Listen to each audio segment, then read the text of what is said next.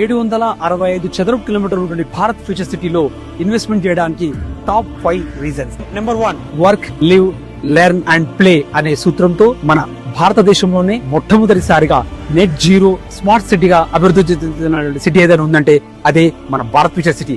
Number 2, ప్రతి city కూడా development కావడానికి ఒక ప్రాసెస్ అంటూ కావాలి. అదే క్వాంటమ్ ప్రాసెస్.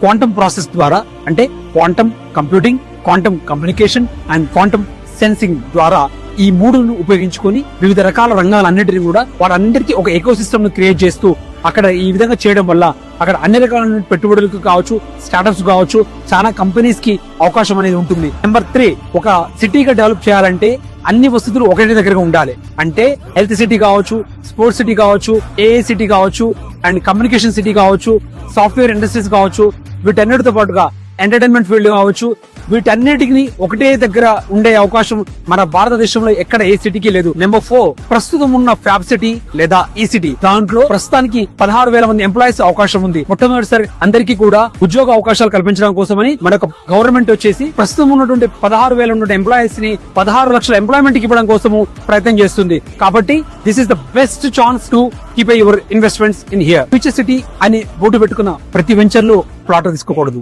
ఎందుకంటే ఫ్యూచర్ సిటీ అని పెట్టుకున్నంత మాత్రాన మన ఫ్యూచర్ మారదు. మన ఫ్యూచర్ మారాలంటే ఖచ్చితంగా ఆ ఫ్యూచర్ సిటీ